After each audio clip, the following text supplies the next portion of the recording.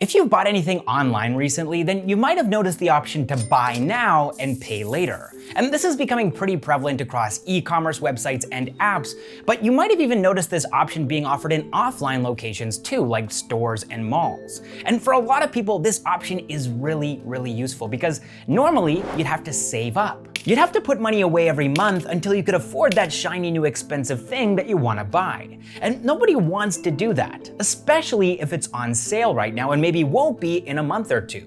We want things today. We want to buy them now and pay for them later. And historically, the solution to this problem was a line of credit or a credit card. But of course, in India, getting a credit card isn't always an easy process. And once you've acquired one, well, then you're being charged all kinds of fees. And there are interest payments to make too. Suddenly you're in debt, and if you're not careful, that debt can take a long time to get rid of. So either way, the situation up until this point hasn't been great. Either you save up for months, or you go into credit card debt. And that's where buy now, pay later comes in, often shortened to just BNPL. And BNPL startups are taking the allure of paying for things later the same way that you would with a credit card, and they're making it easy, simple, and straightforward. And earlier I mentioned shiny new expensive things, smartphones, laptops, TVs, but BNPL is starting to become available for everyday items too, things like groceries and clothes and even restaurant food. Zomato and Swiggy are offering BNPL as an option now too. And these kinds of use cases for BNPL are actually a major source of competition right now for traditional players in the credit space,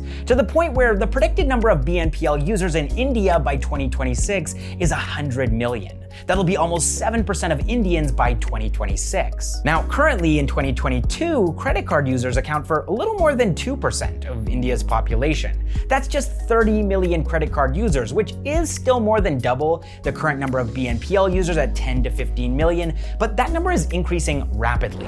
And so in this video, we're gonna be exploring the why of that. Why is this happening? Why is BNPL seeing such rapid adoption? And will this be the end of credit cards here in India?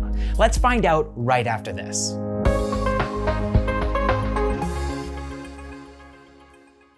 So if you haven't already figured this out, BNPL and credit cards are actually very similar in the idea and concept of what they're offering.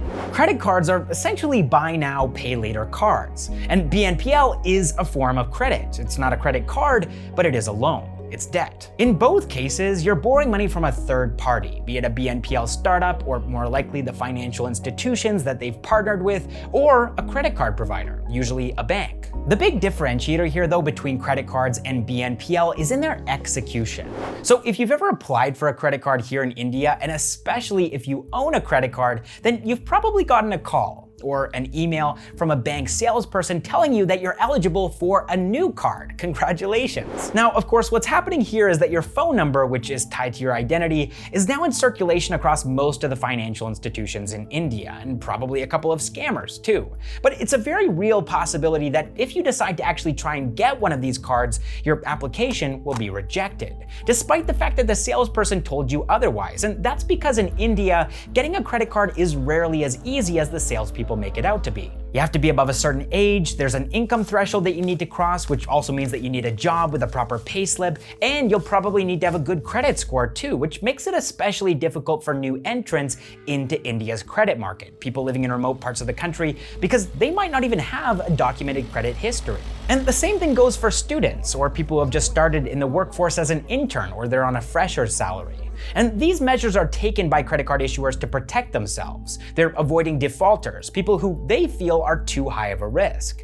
Basically, they're keeping their NPAs, their non-performing assets, low by setting a high bar for their customers. But once you are a customer, once you've actually acquired a credit card, well, the struggles and challenges don't stop there, because now you actually have to pay for your credit card. Some credit cards have annual charges just to own the card, it's like a subscription, but for the ones that don't, there are of course interest charges, which can be exorbitant. And then of course there's also usually a myriad of fees for things like going over your credit limit, paying your minimum late, and advancing cash from your credit card to your bank account. So taking all of this together, all of these barriers to entry and all of these pain points for customers, it's really no surprise that a lot of Indian people don't want credit cards. They're a headache. And if credit cards are a headache, then buy now, pay later might look like a Ceridon or a Disprin. Startups like Slice, ZestMoney, Simpl, LazyPay, and Uni are lowering the bars that credit card issuers have set so high. Pretty much anybody can buy now, pay later here in India, and all you need to do is provide details like your PAN and Aadhaar number. Instead of relying on credit scores, these BNPL providers use their own algorithms to determine how much credit they should give you based on your transaction history and your location. And once you've been a BNPL customer for some time, and as long as you've been in good standing and you've paid off your loans, they'll increase your credit limit too. Now, another factor that's worth considering is the timeline. Credit card companies expect you to decide when to pay off your debt. They give you a minimum amount that you need to return to them at the end of every month, plus interest, of course. But beyond that, it's up to you to pay off your debt. And a lot of people struggle with that autonomy. They end up paying their minimum without actually making much of a dent in the principal, the initial loan amount before interest charges. With BNPL though, credit repayment is dispersed over a fixed period of time, usually a couple of months, through a system called EMIs, or equated monthly installments. And as long as you pay these installments every month, your BNPL debt will be gone after a fixed period of time. Now, does this mean that BNPL plans come without interest? Well, yes and no. It really depends on which platform, which BNPL company you're borrowing from. Oftentimes, the longer the tenure of the loan, the higher the interest rate becomes. If you opt for a short-term BNPL tenure, say between 15 and 45 days, which gives you enough time to receive your monthly salary, and if you pay this loan on time, then you probably won't end up paying any interest. You've basically just stretched out a payment that would have been upfront and instantaneous over a multi-week time period. But if you opt for a longer tenure, say between 3 months and a year, well, depending on a number of variables, your interest rate could be somewhere between 10 and 30%. But this is made clear upfront so that BNPL customers understand that this is the cost of spreading their payment out over an extended period of time. Credit card companies, on the other hand, give you the liberty to dig a deep, deep hole for yourself. One transaction made on credit here, another there, and then suddenly you're struggling to make your minimum payments every month and your debt keeps on growing as your interest compounds. So BNPL seems like the clear winner here, right? It's a form of lending that understands people, that's tailored to their needs, right? Well, that's the narrative that BNPL startups want you to hear, but let's take a closer look to try to understand how these businesses actually function. How are BNPL startups making money? We'll start off with the end customer, the one who will be buying now and paying later. And they're buying this item from a merchant, who could be an offline merchant, maybe a store owner, for example, or an online merchant, maybe a D2C company or an e-commerce marketplace. Then we have the BNPL provider, and they're the ones who are providing the technology here. They're assessing the end customer using their proprietary algorithms and deciding how much to loan them.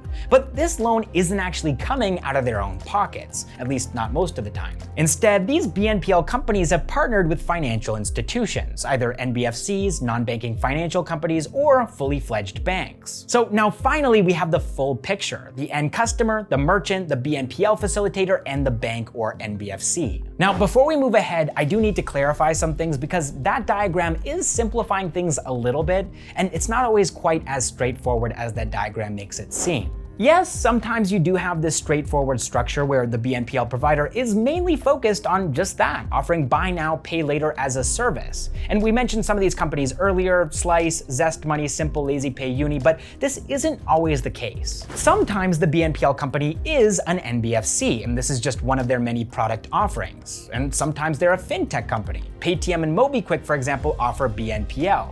And sometimes the BNPL provider is also the merchant. Flipkart or Amazon have their own proprietary BNPL services, for example. So I just wanted to clear that up and make sure that we're all on the same page here. And now let's move on to the next question. How do BNPL companies make money? Well, there's actually a couple of sources of revenue. The first comes from merchants. Like credit card companies and POS providers, BNPL companies charge merchants anywhere between 2 and 8% of the purchase amount. Now, the merchant is okay with this because of the benefits that they see from partnering with the BNPL provider. Firstly, they see an increase in conversions and average transaction value because customers that probably wouldn't have been able to afford big ticket items in their store or marketplace now can. So basically, tying up with a BNPL company gives merchants more customers who spend more money. And the best part is that they don't actually shoulder any of the risk here. The BNPL company pays them right away on behalf of the customer. So those monthly EMIs that the customer is paying don't go to the merchant. The merchant has already been paid in full. Instead, the end customer pays the EMIs to the BNPL company, who is taking all of the risk in their hands. But what happens if the end customer can't keep up with these monthly EMIs? Well, that's where the second source of revenue comes in, because many BNPL companies charge late fees. According to Bank Bazaar, these fees can be a percentage ranging from anywhere between 2 and 8% of the principal loan amount, or according to Business Today, they can also be a flat fee, somewhere between 0 and 750 rupees usually. Sort of like a slap on the wrist to try to get these borrowers to pay up. Now, it is worth noting here that some BNPL providers don't charge late fees, and the way that they protect themselves from defaulters is to start small. They first offer a loan amount that they can afford to lose, and then if the customer pays them back, they slowly increase that customer's credit limit. If a payment is late, then that customer's ability to continue buying things via that BNPL platform is shut off, and the customer's credit score will also take a hit. And then, of course, the third source of revenue is interest charged on longer tenure BNPL loans. And we already covered that earlier, so let's move on now to some of the issues that this market is facing. And there are a lot of them, and they're pretty big too. See, there are many Indian BNPL customers that don't even know what a credit score is. They don't realize that by failing to pay off their BNPL debt on time, they're irreversibly damaging their financial identity. They have no experience in the lending space. They've never been a customer of a lending company. And this is where we start to run into problems because, as I mentioned earlier, BNPL providers make it really easy to get a loan, even for people with no financial experience and very little in the way of financial self-control. Some of these people, unfortunately, have the potential to go off the rails, spending more money than they can afford to pay back later without even realizing it. Of course, BNPL players know this, and their argument is that these are still early days. They don't have a lot of data to work with because credit penetration is so low in India, and so they're building models. They're slowly amassing this wealth of data on first-time Indian borrowers, and as they gain more insights, they're tweaking their formulas, experimenting with first-time borrowers by giving them small loan limits to start off with, and then offering bigger loans to trustworthy borrowers and flagging untrustworthy ones. In other words, they're doing the groundwork required to illuminate the financial trustworthiness of a large untapped subset of India's population. It's almost like a public service,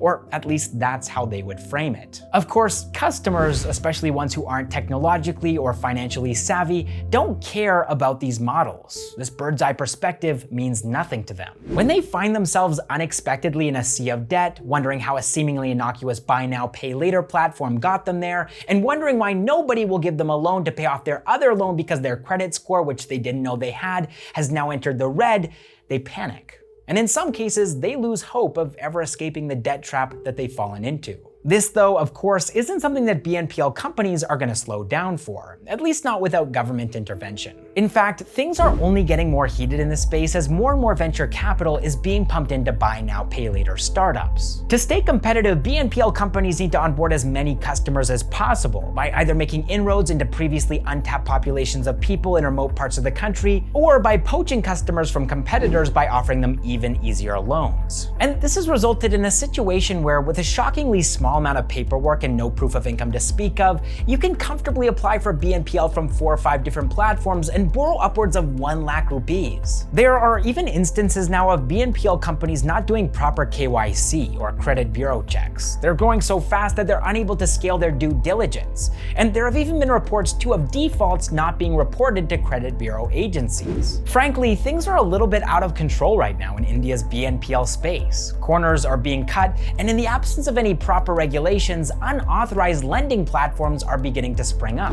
For example, earlier in 2021, there was a flurry of Chinese lending apps that were using customer data and phone permissions to harass and humiliate customers into paying back loans at extreme daily compounding interest rates. After an investigation, the RBI found that out of 1,100 lending apps in India, 600 were illegal. And while these definitely weren't all BNPL apps, these 600 illegal apps are a symptom of a larger problem right now in India's lending space, a throwing of caution to the wind by lenders and loan facilitators in favor of growth at any cost. So coming back to one of our original questions here, will BNPL overtake credit cards in India in terms of market adoption? Yes, that is almost a given at this point. The low barrier to entry for customers and the allure of being able to bridge the gap between affordability and aspiration is something that many Indian consumers have never seen before. It's too good to pass up. But at what cost is this happening? Are BNPL companies doing enough to ensure that their customers are able to pay off their debts? BNPL companies, of course, will tell you yes, but I'll let you guys make up your minds on this one. Either way, the space is growing rapidly. It's heating up, there's plenty of competition, and more Indians than ever before are experiencing the joys and sometimes the consequences of buying things now and paying for them later. All right, guys, thank you so much for watching this episode of Backstage with Millionaires, and I will see you in the next one.